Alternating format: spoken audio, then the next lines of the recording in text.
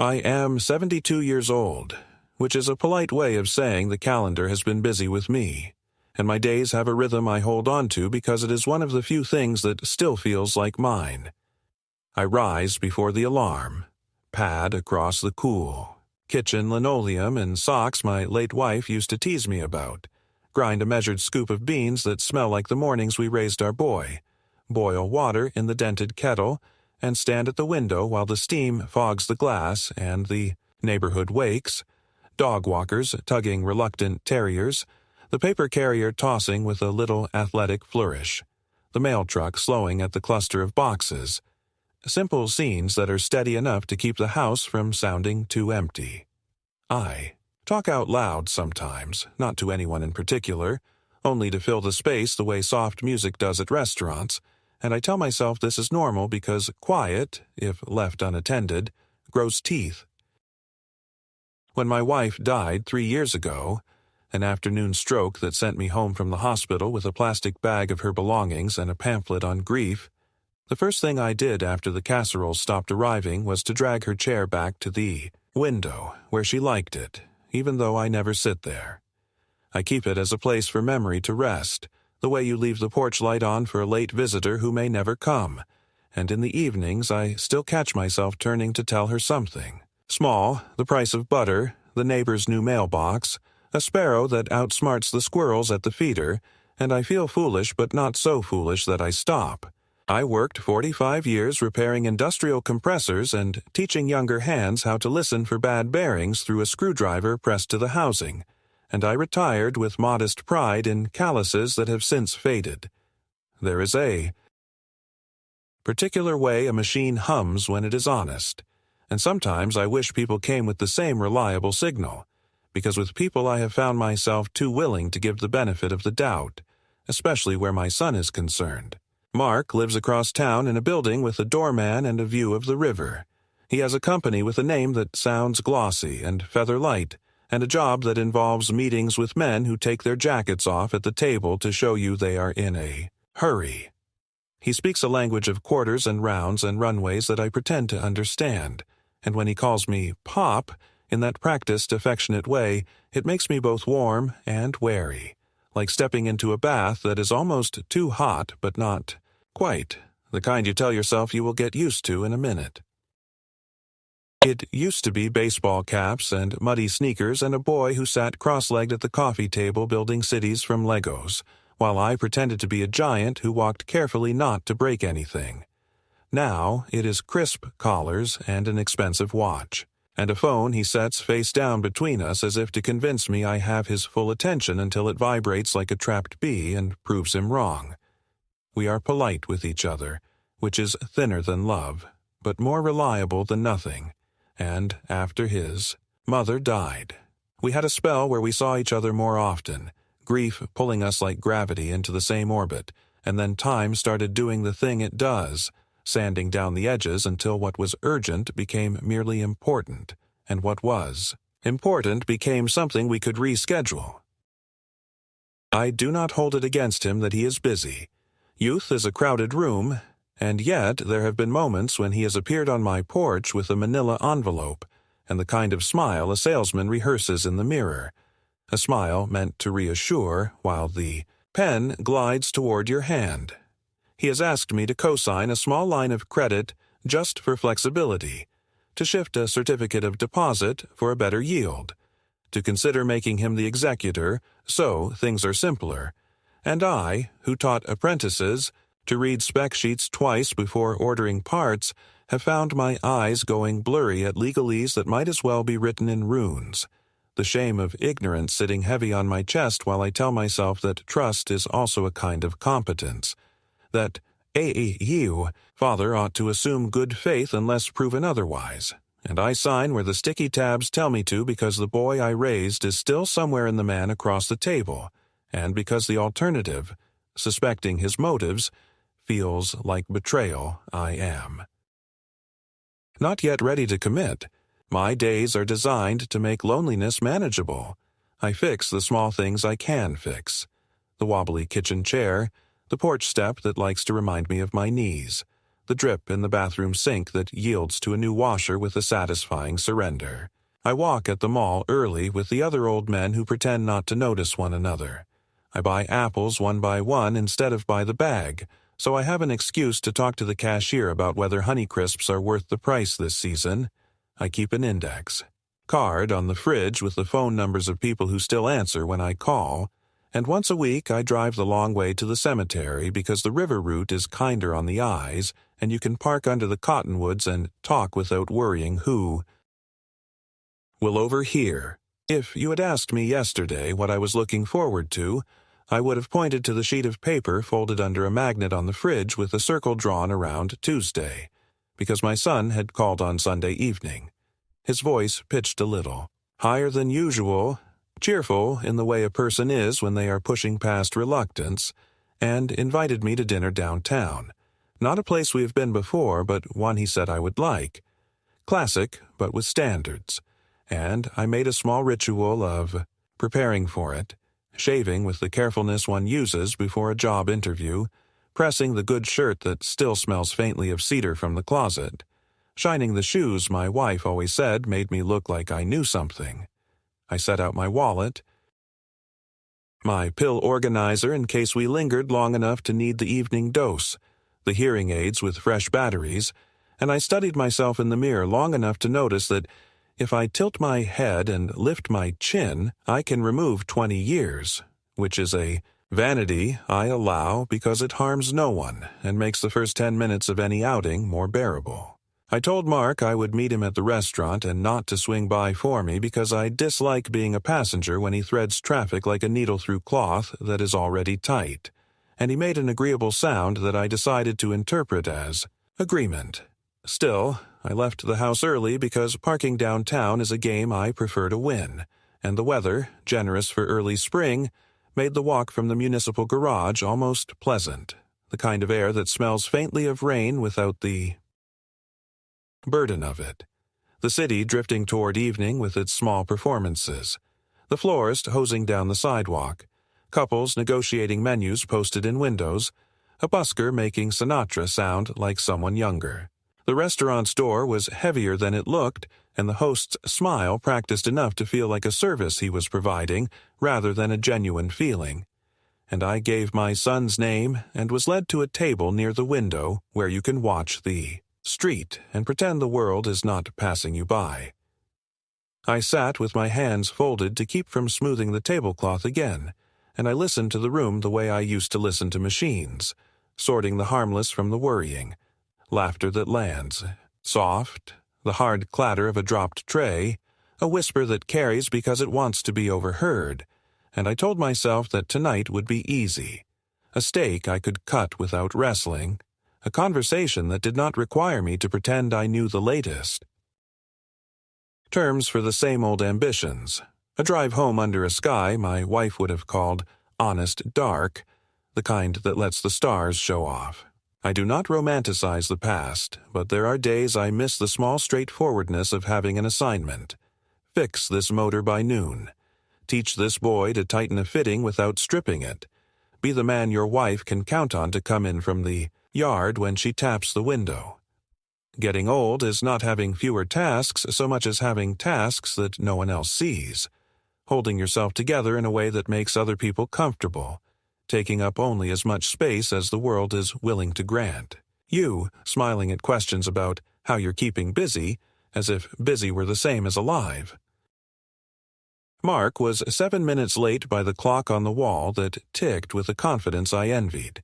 and when he arrived he brought the weather of the lobby with him, expensive cologne and a breeze of apologies he seemed to think counted as punctuality. He hugged me in a way that pressed his watch into my shoulder and sat without looking at the menu, telling me he had already eaten here twice with clients and knew what was good, which he said like a kindness, and I received like a note to self to be more decisive. He told me I looked sharp and asked if I'd had any trouble parking and if the medication for my blood pressure was still the same. Questions delivered with care that felt slightly administrative. And before I could answer fully, he'd flagged the waiter with a confident flick of his fingers that made the young man appear at our table with the grateful urgency of someone approaching a campfire in winter. I do not drink much anymore, not out of virtue, but because it takes longer to feel myself again. And when the waiter asked about beverages, I said, "Water with lemon, please." And Mark answered for both of us with a bottle he pronounced correctly and a glass of the house red for me to try. Just a taste. He likes the softer ones. And I made a mental note to insist on water later if it came to a second round. He asked about the Buick, whether I was still determined to keep it rather than trade it in for something smaller and smarter, and I said the Buick and I had a treaty, that it forgave my reflexes and I forgave its appetite, and he smiled in a way that said he would revisit the question. And then, almost casually, he asked whether I had gotten around to updating the beneficiaries the way we talked about last month, something about making things clean and straightforward so there is no confusion if anything happens, which I know is how adults are supposed to talk about death, like an administrative event, a folder to be labeled and filed. But the phrase still made me swallow before answering, because in our house death had been a suddenness that left fingerprints on everything. I told him I had not decided and that I would prefer to keep the university scholarship in his mother's name, the one we set up 20 years ago with a check she wrote so cautiously you could see the little pauses between numbers, and he nodded as if to say he respected sentiment but hoped logic would eventually prevail. He launched into an explanation of how consolidating accounts would simplify taxes, and I let the words wash over me because the specifics change, but the pitch remains the same, and I watched his face light the way it always has when he is explaining how to solve a problem. That earnest enthusiasm that used to be about a model rocket and has become about instruments and documents, and I felt the familiar uneven mix of admiration and distance, the strange parental sensation of being both proud spectator and obsolete tool. The waiter returned with bread and something in a ramekin that looked like butter but tasted of lemon and herbs, and I broke a piece and chewed slowly, reminding myself to relax my jaw. My dentist nags, and I ask the questions I know how to ask. How is the office? Are people back at their desks or still at home?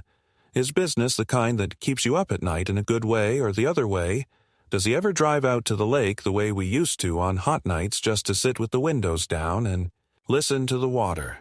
He answered as best he could without slowing his pace. Words clipped and confident, and if I closed my eyes I could hear the boy who used to worry his math homework with the same intensity. Except now the numbers have sponsors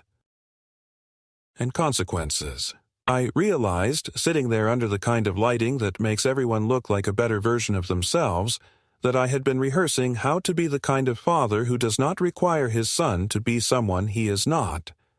I had planned to tell him I was proud in the plain way men of my generation say it, without embellishment, not because he has a company or a view, but because he is still the person who once came into the garage at 9 years old,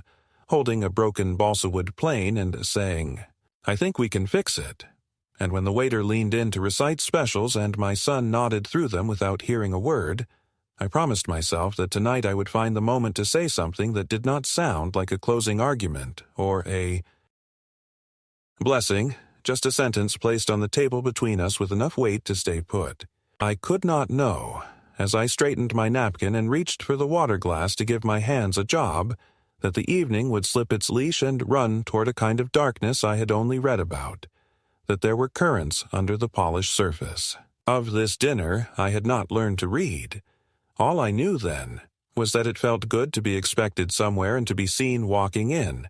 that a man my age measures a day not in meetings or miles but in the dignity of having a chair waiting for him and a voice across the table that still knows his name.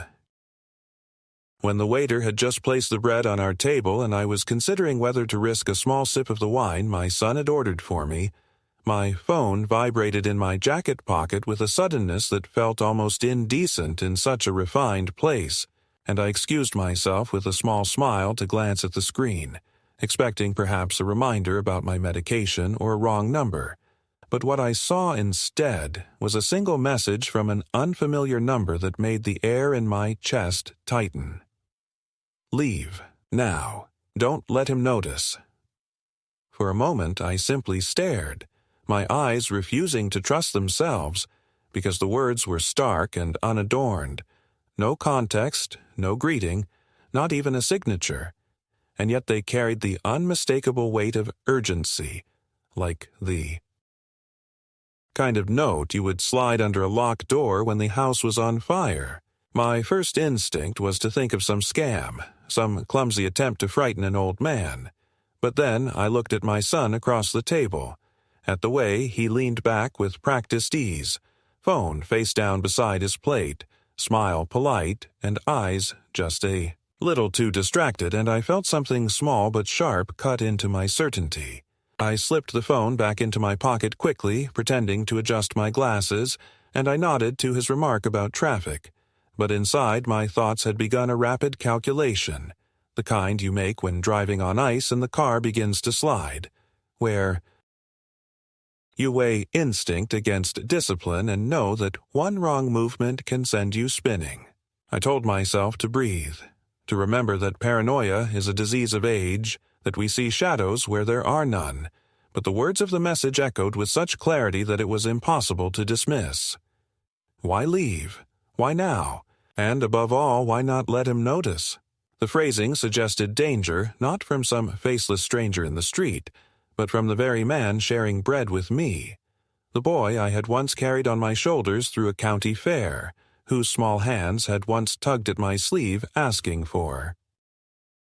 another ride on the carousel. I smiled mechanically at him as he began describing some new project, nodding as though the details mattered to me, while in my head I repeated the words of the message until they seemed to imprint themselves on my pulse. I excused myself lightly, claiming I had forgotten to wash my hands after the subway, and made my way to the restroom, where I locked the stall door and pulled out the phone again. The number was indeed unfamiliar, no name attached, and when I tried calling back there was no answer,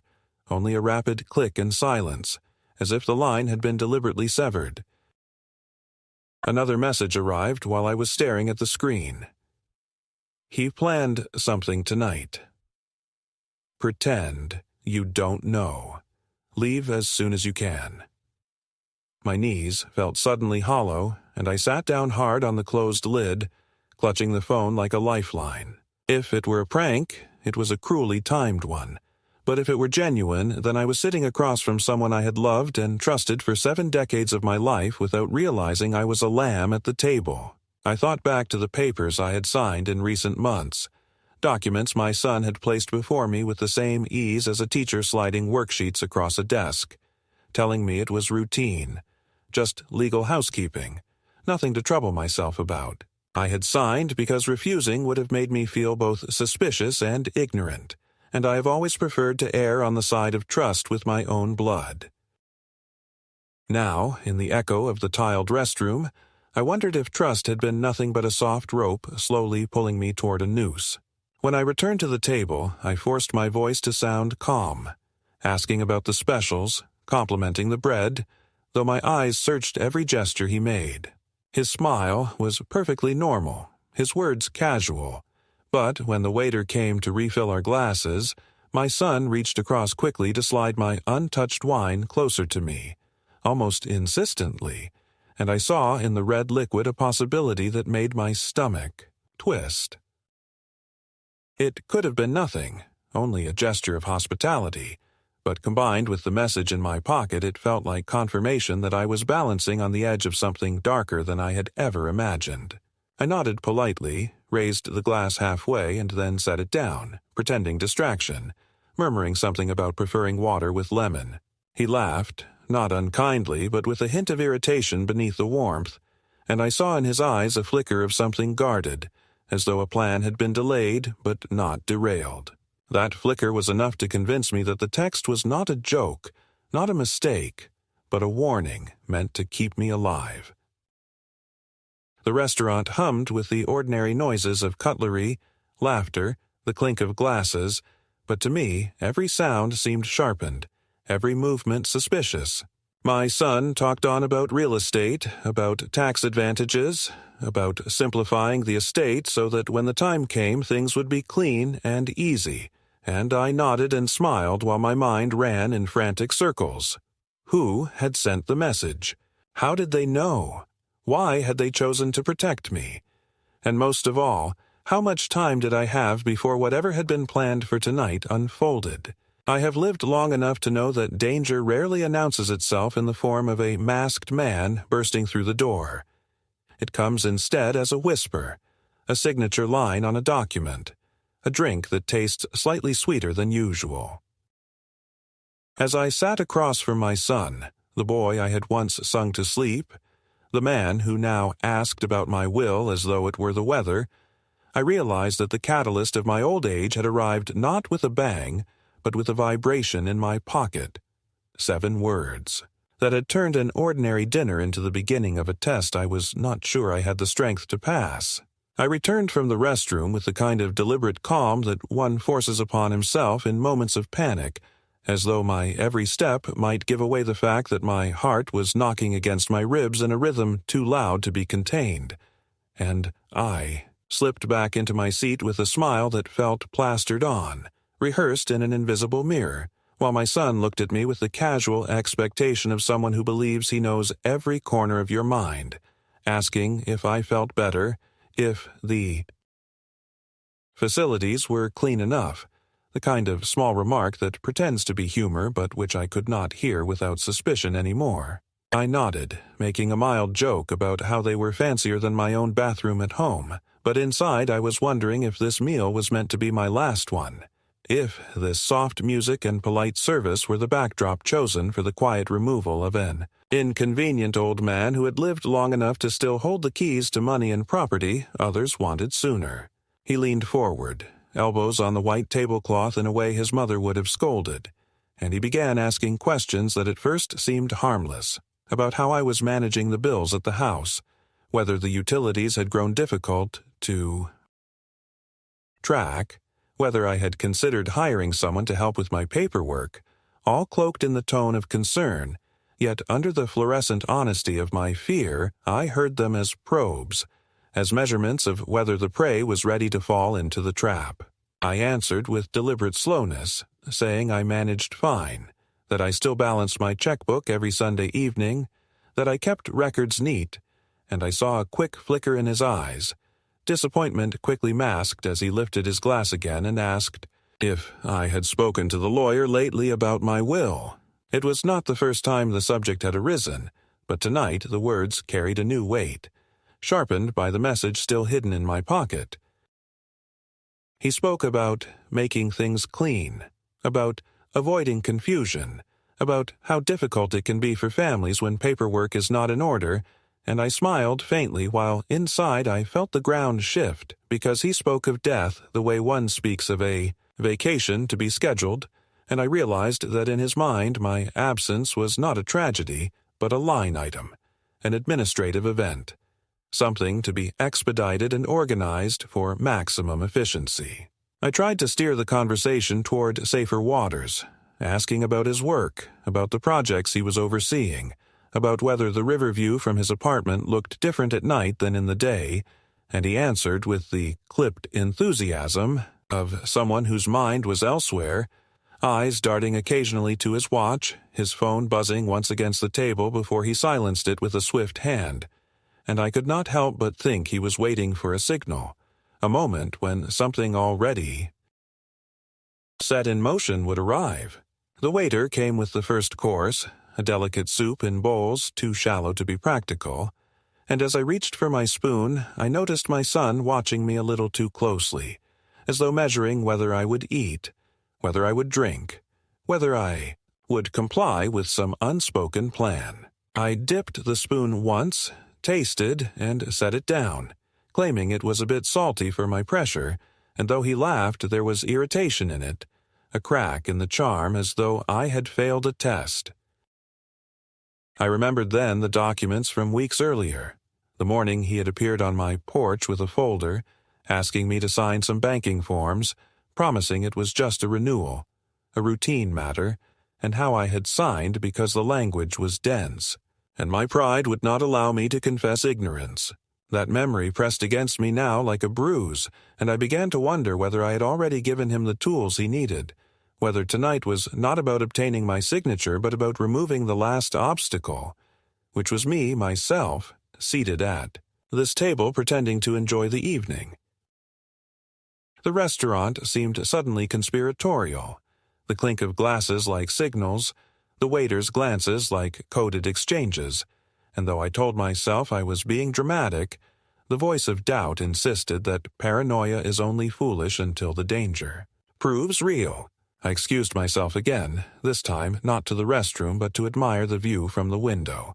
and as I stood there I discreetly checked my phone once more. No new message, no confirmation of who was behind the warning, only the cold certainty that someone knew enough to intervene, someone who believed my son capable of harm.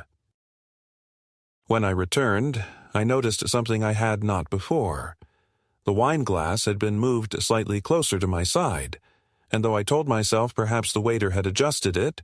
I could not ignore the possibility that it was meant as a gentle insistence, a lure placed within easier reach. My son urged me again, lightly, to taste it, to savor it, and I smiled apologetically and pressed instead for more water. His jaw tightened almost imperceptibly, a crack in the mask, and I knew then that whatever plan had been laid for tonight was not going as smoothly as he had hoped. The rest of the meal passed in a haze of tension, each course arriving like a countdown, my son's charm slipping now and then into small barbs, remarks about my age, about how it must be tiring to keep up the house alone, about how his wife worried I might fall one day and no one would find me until too late, and though on the surface they sounded like concern, to me they carried the cold undercurrent of justification, the kind of rationalization one offers himself before acting against his own flesh. I chewed my food slowly, aware of the rising tightness in my throat, and I thought of my wife, how she had once said that raising children was like planting a tree, that you water it, prune it, shelter it, but once it grows tall, it decides for itself. Which way to lean? And I wondered whether ours had leaned not toward the sun but toward the shadow. The evening stretched on, polite words covering an unspoken war, and I realized that the first cracks had formed, that the warmth of father and son had given way to suspicion and guardedness, that beneath the music and the silverware there was a test, unfolding, each of us watching the other, waiting to see who would move first. And as the dessert menus arrived, unopened between us, I knew with grim clarity that the warning message had not been an exaggeration, but the signal of a battle that had only begun, one that would strip away the last illusions I held about the boy I had raised and the man now seated across from me. When the waiter had cleared the plates and left us with the silence of polished cutlery and half-empty glasses, I felt the weight of the evening pressing harder on me, not in the polite way of full stomachs and fading conversation, but in the thick, heavy manner of something unsaid filling the air like smoke. My son leaned back, swirling the stem of his wine glass with a casual rhythm that was too deliberate to be casual at all, and he began speaking again of practicalities, of the inevitability of age, of how kind it would be to simplify matters before they became difficult, his words threaded with the same careful tone a banker uses when encouraging a client to part with funds. And I nodded along, my face obedient, but inside my mind a drumbeat grew louder with each passing sentence. He asked whether I had thought more about transferring the house, whether the insurance policy still listed the university foundation, whether I had considered giving him power of attorney just in case there came a day when I could not sign for myself, and while he spoke I noticed his eyes glancing, not at me, but at my untouched wine, as though the entire conversation were only a diversion until I raised the glass and swallowed what had been waiting for me all evening. I shifted in my seat, made some vague reply about wanting to keep things the way they were for now, and his smile tightened just enough for me to see the effort behind it. The restaurant had grown louder, more crowded, yet I felt increasingly isolated, like a man stranded on a stage where the other actors carried on their lines oblivious to the fact that one of them was about to be written out. My phone, pressed like a secret against my thigh in my pocket, gave me the illusion of control, the lifeline of those 2 messages urging me to leave, and I began to wonder not only who had sent them, but from where. Was the sender here in the restaurant watching? Someone seated at another table? Or had the warning come from beyond these walls, perhaps from someone who had finally grown a conscience? My son leaned in closer, lowering his voice as though the words required intimacy, and he began to talk about my health, reminding me of episodes that never happened, fainting spells, confusion, moments of forgetfulness that he insisted he had. Witnessed, and with every falsehood he laid before me, I felt not just anger, but fear, because he was rehearsing a case, building a narrative in which I was no longer competent, and once that story was told enough times it would become fact, not because it was true, but because it was useful. He told me gently that he and his wife worried about me, that they feared I might hurt myself by accident, that one day I might forget the stove or fall in the bath, and he asked, with the air of someone offering a gift, whether I would consider moving into an assisted living facility, one of the good ones with a garden and activities, a place where my needs would be met and I would not be alone. And though on the surface it sounded like care, underneath it I heard the truth. He wanted me. Out of my house, out of my independence, out of his way. For the first time that night I felt not only suspicion but certainty. The texts were not exaggerations, they were confirmations of what I was seeing with my own eyes. He had a plan, and whether it was to take my house, my savings, or my very life, it was already unfolding. The realization struck like a cold wave, shocking but clarifying, and I knew that the evening had crossed a threshold from which there was no return. I would never again look at my son without seeing this night, without hearing the quiet venom hidden beneath the smooth concern, without feeling the dread that he was calculating not my comfort, but my disappearance. I excused myself once more, this time not to the restroom but to the small vestibule near the entrance where the coat rack stood, pretending I needed to check if I had left my gloves. I pulled out the phone with trembling fingers and stared at the 2 messages again, reading them slowly as though they might rearrange themselves into something less terrifying. But they did not. Leave now. Don't let him notice. He planned something tonight. Pretend you don't know. I pressed call on the number again, desperate, but the line went dead as before. No answer, no voice, only silence. I felt eyes on me from somewhere in the room, and when I turned I thought I saw a woman near the bar glance quickly away, her posture stiff as though she knew more than she wanted to admit. And in that instant I was certain the message had come, not from a stranger, but from someone close to my son, someone who had grown afraid of what he intended and could not bear to remain silent. When I returned to the table, my son looked at me with a question in his eyes, perhaps suspicion, perhaps only curiosity,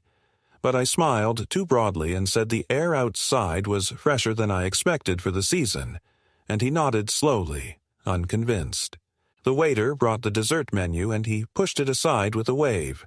saying we should not linger too long, that tomorrow would be busy, that I ought to get enough rest, and in that moment I realized he wanted the evening concluded, the ritual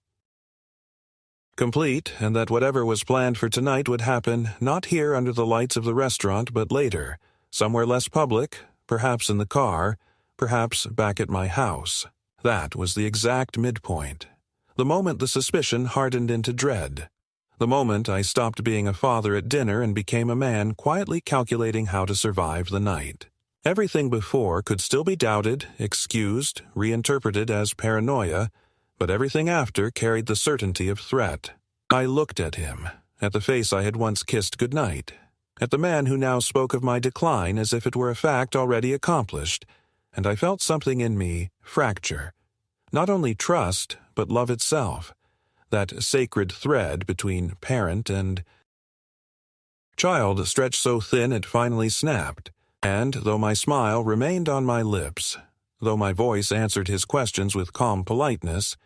inside I began planning my escape, because the boy I had raised was gone, and the man across from me had already decided that my life was an obstacle to be cleared. I told myself that if survival was going to depend on acting, then I would borrow the steadiness I used to teach apprentices when a seized bearing needed patience rather than force. So I let my face slacken into ease and my voice into the soft. Register, my wife used to say, made even bad news sound negotiable, and I asked my son whether we might take a slow walk after dinner because my legs stiffen if I get up from a chair and go straight to a car, which he accepted with an agreeable nod. That did not reach his eyes, and while he signaled for the check with that little two-finger ripple that makes waiters move faster, my phone thumped against my thigh once more as if it were a heart outside my body, and when I glanced down, I saw a third message from the same number without a name, lean and urgent as the first. Do not let him drive you. Say you forgot your evening pill and need a pharmacy. Stay where people can see you. I tucked the phone away, thanked the waiter, pretended to scrutinize the bill with the comic squint older men use when they want to be underestimated, and said I would get this one as a small celebration of us making the time, which my son tried to refuse with a performance of filial pride that landed like a rehearsed speech, and I watched the waiter slip the receipt into its leather jacket while my son's hand strayed, almost absently, toward my glass as if to nudge it nearer, a movement so minor that if not for the messages I would have read it as mere fussiness, and yet my throat closed in quiet rebellion, my tongue suddenly heavy with the memory of medicines that look clear and taste of nothing. So I lifted my water instead, mentioned the lemon being surprisingly fresh for this time of year, and drank, while somewhere inside me a metronome began to tick off the steps I would have to take to get home alive. He was all efficiency once we stood, steering the evening with that managerial cheerfulness people use when they want the outcome to feel like your idea.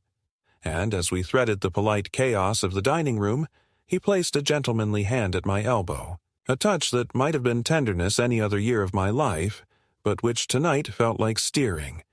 And in the glow of the vestibule he reclaimed my coat from the attendant with a tip folded tight enough to look like a habit, slipping the sleeve onto my arm with a flourish, and for a moment I wanted to collapse into the easy story that this was a son doing right by his father, except that my fingers brushed the inner pocket of the coat and found the soft, familiar shape of the small weekly pill box I had left at home on purpose so I would return early after dinner, and the shock of feeling it there, tucked where I never keep it when I wear this coat, told me more than any message could, because it meant someone had handled my things without my knowledge and had placed within reach the very prop that would make it simple to tell a doctor later that I was confused about my medications. I did not flinch, because men my age survive by pretending not to notice what would give us away, and I said with casual apology that I had, like a fool, forgotten my evening pill, the one that keeps my heart from beating like a kettle drum, and would he mind stopping at the pharmacy around the corner so I could take it on time and avoid waking with that noise in my ears I dislike? And he agreed at once, too quickly, with relief poorly disguised as good son behavior, and I felt in my chest the cold satisfaction of a test result confirming the suspicion I had not wanted, because his eagerness told me that the plan needed me pliant in public for a few more minutes and that the private portion of the evening was where the danger waited. Outside, the valet stand gleamed with damp light, the city exhaling that mix of fuel and wet stone that means spring is trying to remember itself, and he guided me toward his car with a little pressure at my elbow, saying the pharmacy was 2 blocks, and that we could be there in a snap, and I said that walking would do me good, which he tried to laugh off, pointing out that the sidewalk was slick and I was wearing the good shoes, and I countered with a joke about how if I fell, he could sue the city and meet whatever fundraising goals he had for the quarter. He laughed again, but the sound was thinner, and I saw the calculation flicker across his face, that look that says time is money and variables breed risk, and I understood that every footstep I took among other people lowered the odds that his night would unfold the way he needed. We walked, therefore, and I let my steps be just slow enough to frustrate without provoking a scene, and while he answered a call with his voice pitched into the business register, the words clipped and empty of content, I glanced at his car sitting under the lamp, and even at that distance there was something about the back seat that tugged at me. A glint of plastic on the floor behind the driver's seat where a bottle must have rolled, and the sight lodged under my skin like grit because I had the sudden, unreasonable certainty that the bottle wore my name on its label without my consent. At the corner, the phone in my pocket buzzed again, and I sheltered the screen with my palm as if I were lighting a match in wind. And the new message was longer, the first hint of a voice behind the words, "I am outside the pharmacy in a blue sedan." Across the street, by the newsstand. Do not drink anything he hands you. If he insists on buying water, pretend to cough and spill it. Tell him the pills upset your stomach without food. I did not want to believe that such choreography was necessary for a father to survive his own son, and yet my feet carried me forward with the docility of someone who has seen enough winters to know that denial does not keep you warm. And I told him that the store with the green sign had the brand I like, because it goes down easy, a detail I invented to make the detour sound like a habit rather than a tactic, and he nodded, touching my shoulder with the same gentle pressure pilots use when they want you to trust turbulence. The pharmacy lights were a bright aquarium of convenience, cold and forgiving, and the cashier looked up with the expression of someone counting minutes until break, and I pointed toward the aisle with vitamins and asked if they still stocked the magnesium. I once bought here, and while my son peeled off to the coolers to grab 2 bottles of water, I turned the corner and leaned against the shelf with my heart climbing steps it had not consented to, and pulled out the pill box from my pocket, and opened it under the glare, and the surprise inside almost felled me because Monday through Friday were as expected. But Saturday and Sunday, the 2 days I had left empty at home, were packed with small, unfamiliar tablets that did not belong in my regimen, chalky and the wrong shade of white, and the fact that someone had arranged them carefully, like a kindness, made my skin go cold because it meant I was not a target of opportunity tonight, but the end point of preparation done quietly, under my own roof. I closed the box, slid it back into the pocket, and when he returned with the water he had already unscrewed 1 bottle, the tamper ring broken, the cap loose as if to be helpful to arthritic fingers, and he held it out with a little smile that would have moved me any other day, and I coughed into my fist with the theatrical flourish of an old man who wants the world to forgive him his clumsiness, took the bottle, and let the water slip from my hand so it slapped the floor and geysered across the tile, apologizing profusely, bending to dab with paper towels while he grimaced and fetched another, this time leaving the cap sealed, and all the while I spoke in a steady patter about the ridiculousness of packaging and how even plastic has lost its honesty, and he forced a laugh, checking his watch, and I knew that I had bought myself minutes but not mercy. While he paid for the water, I stepped 1 pace into the aisle and pretended to study the ingredients on a bottle of melatonin, and his phone, lying face up on the counter as he signed the receipt, lit with a message that slid into view before fading. And I did not mean to read it because I was raised better than that, but survival has its own ethics, and the preview line, as plain as a threat nailed to a door, said, "Wire by 10 a.m., or we proceed." And the sender's name was only a last name I did not recognize, hard and foreign, and the chill that ran through me had nothing to do with air conditioning, because I understood then that my son's plan had a timetable and an audience, and that whatever was going to happen to me tonight was a piece on a larger board that included men who do not knock before they enter your life. We stepped back into the night, and the city seemed to have sharpened its corners, and when he guided me toward the curb and raised his arm for a rideshare as a show of flexibility, I said that the walk back to his car would do me good, which he accepted with that new tightness in the jaw that now read to me like the indicator light on a dashboard warning of an overheating engine. And while we moved, I pressed the phone in my pocket with my knuckles, a nervous habit that yielded reward. Because it buzzed again, and this time the message was no longer a command but a confession. "It's me. I'm sorry. I thought he would calm down. He promised he just wanted you to sleep and see a doctor. He is in trouble, and they told him there is insurance if you are declared incompetent. Do not get in his car. I am on the corner by the florist. Come to me, and we will go somewhere safe." I did not need the signature because the voice had found its way through the letters now. The hesitant rhythm of a woman who has been talking herself into and out of courage for days, and in that instant I knew that the sender was my daughter-in-law, and I felt the complicated ache of a man grateful for a betrayal of one betrayal by another, because whatever else she had done or failed to do in the years they kept me at a polite distance, she had chosen me tonight, chosen to be a person rather than a role,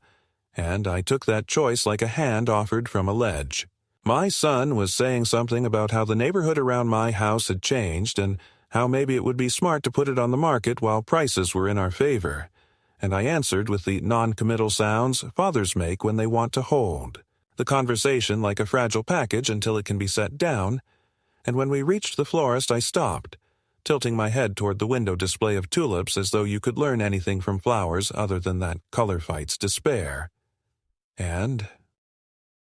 I said I would like to buy a small bouquet for the grave tomorrow because his mother used to say tulips made spring, even when spring was late, and he frowned, then smiled too broadly, saying of course we had time. He would wait outside and call the car around, and he held the door for me like a gentleman, and then stood on the sidewalk looking down at his phone with a concentration that would have impressed me if it were not a knife. Inside the shop, the air was heavy with sweetness, and the woman at the counter asked if she could help me, and I said yes, please. But I kept my voice low and asked whether there was a back door because I was being followed by a misunderstanding that could become a tragedy.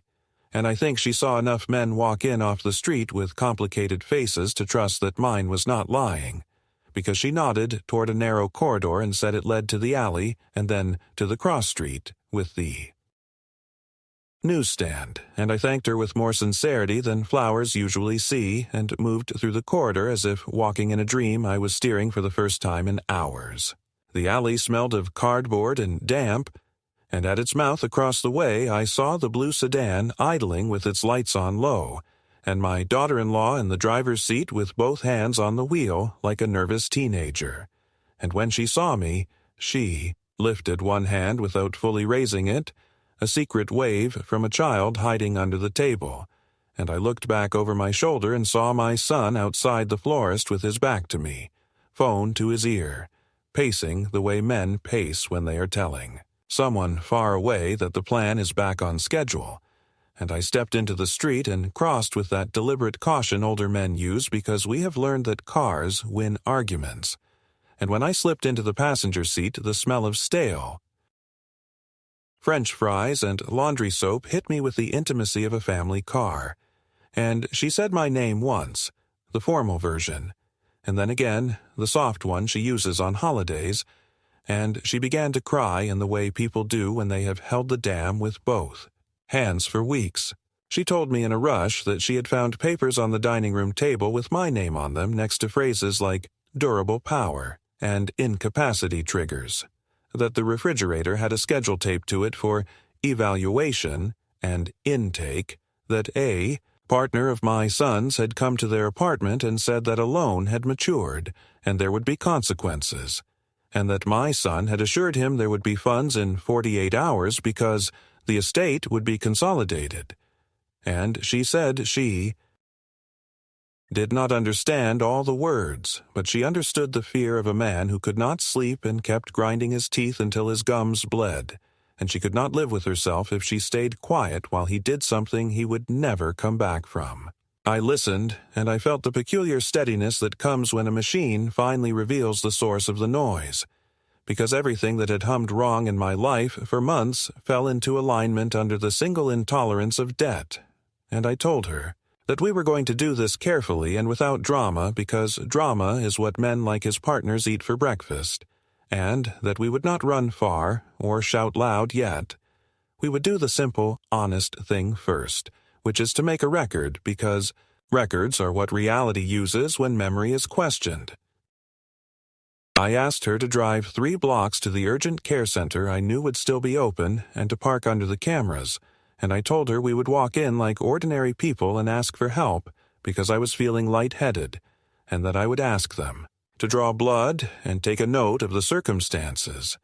and that we would not speak my son's name until we had something that could not be argued with, and that after we had a record we would step back into the world and call the police with our voices steady and our facts in order. She gripped the wheel and nodded, wiping her face with the cuff of her sleeve, and we pulled away in a slow curve that did not attract attention. And in the rearview mirror I watched the restaurant recede and my son grow small on the sidewalk. Still. Pacing, still talking, and I felt the sorrow of a man watching a boy he loved walk into a weather he himself called down,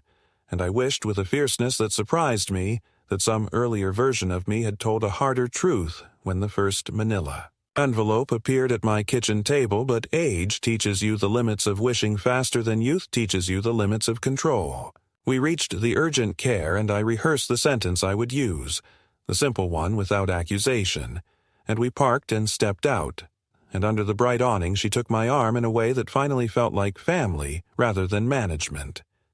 And I realized that the night had changed shape. I was no longer the object in someone else's plan, but a man assembling a plan of his own. And while we crossed under the camera, I felt my phone buzz again, and I did not look, because I already knew enough for tonight, and because the next message, whether from my son or from fate, could wait 1 more minute while I walked into the light and asked a stranger in scrubs for the ordinary mercy of a test. The waiting room at the urgent care clinic was nearly empty when we entered, its vinyl chairs reflecting the fluorescent light in a way that made them look more like props than furniture. And as I sat down beside my daughter-in-law, I felt the weight of the last hours press fully upon me, not only the fear of what might have been, but the terrible confirmation of what already was. For it is one thing to suspect betrayal, quite another to hold in your pocket a pill box that has been filled with poison under your own roof. She kept her eyes forward, hands clutching the strap of her purse as though it alone kept her upright, and in a whisper that trembled but did not break, she told me she had wanted to warn me earlier, that she had typed and deleted dozens of messages, that every time she saw my son's jaw tighten or heard him speaking in code on the phone, she had rehearsed the words but swallowed them again, until tonight when silence would have made her an accomplice. I listened without anger, for I knew how fear can paralyze, but I also knew that every second counted now, because somewhere outside my son was pacing, perhaps calling those men whose names I had glimpsed on his phone, men who did not wait for polite explanations when money was late. When the nurse finally called us in, I explained in a voice steadier than I felt that I had reason to believe I had been given substances against my will and that I needed my blood tested immediately. And though her expression was first skepticism, it shifted quickly as I produced the pill box, sliding it open to reveal the unfamiliar tablets that gleamed under the clinic's light like guilty teeth. She did not ask further questions but ushered me into an exam room where vials were filled and notes written. And when the doctor arrived, he examined the pills and frowned with a gravity that told me I had not been imagining shadows, for he said they were sedatives of a strength that could incapacitate an older man, especially if combined with alcohol, and that whoever had arranged them had done so with knowledge, not chance.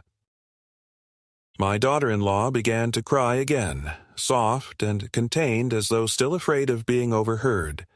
and I placed a hand on hers, not to comfort her alone but to remind myself that some alliances survive even in wreckage. The police arrived within the hour, 2 officers with clipboards and cameras, and I repeated the story from the beginning, each word feeling both heavier and lighter. Heavier because they made real the treachery I had wished only to imagine.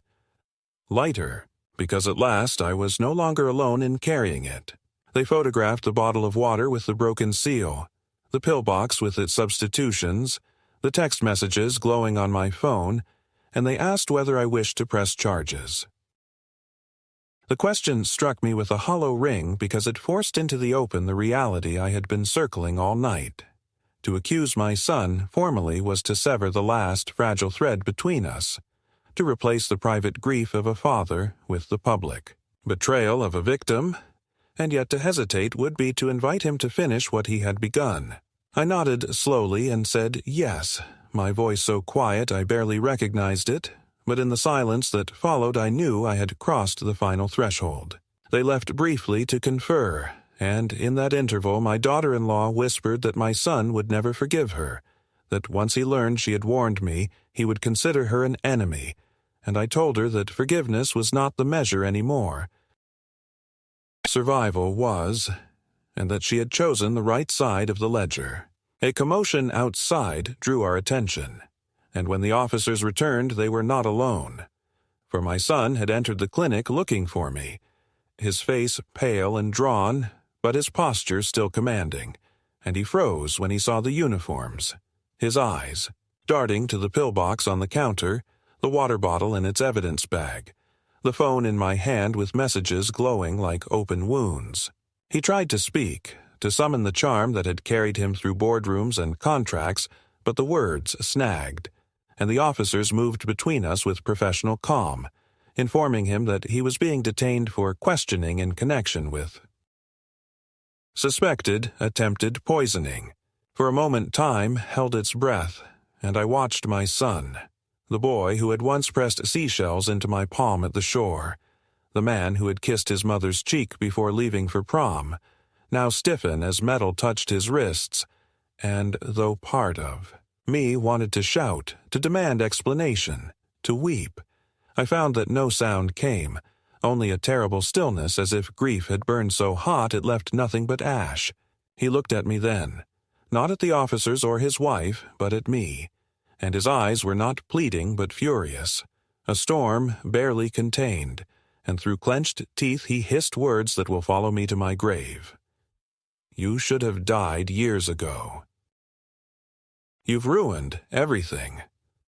That sentence, sharper than any knife, cut away the last remnant of illusion, and I felt myself both shatter and harden in the same instant. They led him out, his curses trailing behind like smoke, and the clinic returned to its unnatural quiet, punctuated only by the rustle of papers and the hum of machines. The officers asked me to sign statements, to surrender the evidence, to confirm once more the timeline,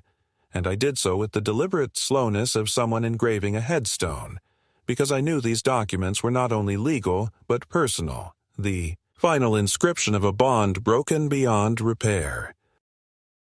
My daughter-in-law sat with her head bowed, tears spotting her lap, and I told her she had done the only thing she could, that she had chosen life over silence,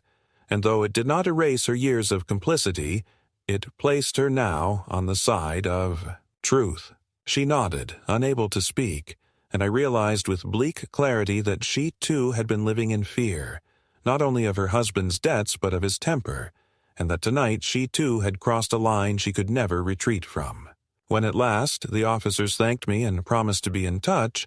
I stepped outside into the night, the city lights blurring in my vision,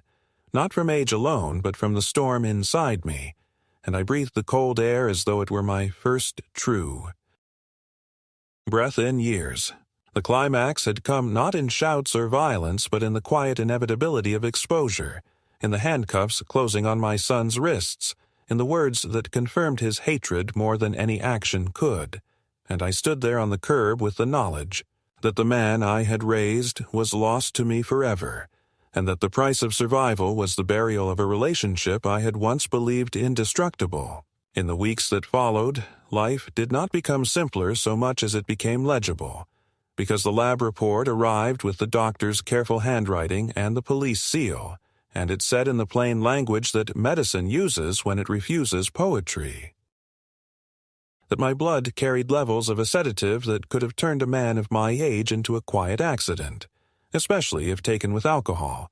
and that the pills in the box matched that drug, not my prescriptions, and I signed my name beneath those. Findings with a steadiness I had not known since my wife's last afternoon, while my daughter-in-law gave her statement in a conference room with blinds half closed, describing schedules and papers and voices behind doors, and I saw in her face the fragile relief of someone who has finally chosen a side and is prepared to live with the price. The detective who led the case spoke without flourish about charges and evidence and the way courts move at the pace of old clocks, and he asked if I wanted a protective order, which sounded like a fence you put up after a trespasser has already left footprints in your kitchen, and I said yes, because the document was not a fence so much as a boundary spoken out loud, and sometimes the speaking is.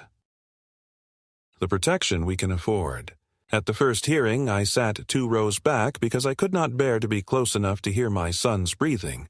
and when the prosecutor asked whether I had a statement for the court, I stood and let the words come the way a spring finally wins, against frozen ground, saying that I had taught my boy to hold a screwdriver to a machine's housing and listen for the hum that tells you if trouble is coming,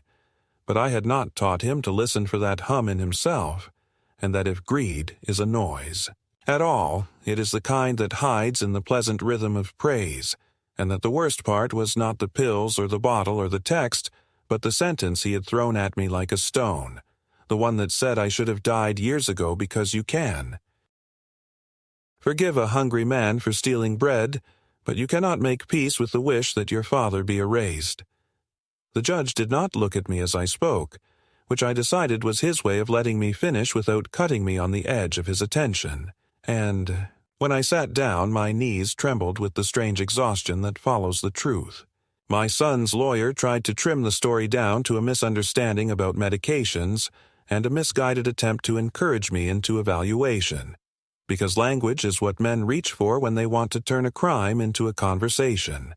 Yet the paper, trail, and the residue in my blood and the broken tamper ring did not care for euphemisms, and bail came with conditions he considered insulting, while I went home to a kitchen that felt quieter but not empty, because the silence was mine again, and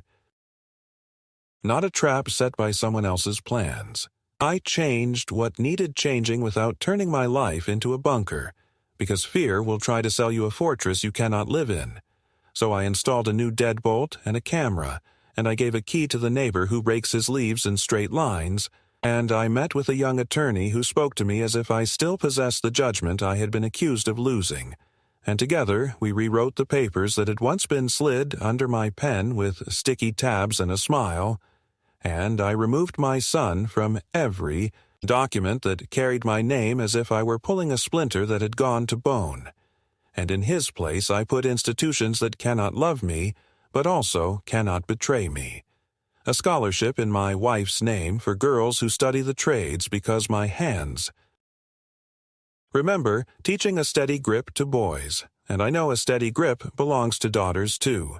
and a gift to the clinic that drew my blood and believed me without staring at my birth date first, and a monthly donation to the Elder Hotline, where a volunteer picked up on the second ring when I called as a test one afternoon and said in a voice warm as a porch light that I was not foolish for doubting and not weak for asking. I kept a small card in my wallet with the case number and the detective's direct line because paper steadies the mind, and I met twice with a counselor who taught me that endings are not failures, that a father can set down love like a crate, too, heavy to carry without admitting he is dropping it out of laziness, and that grief, when it cannot change the world, can change the size of the room in which you are willing to live.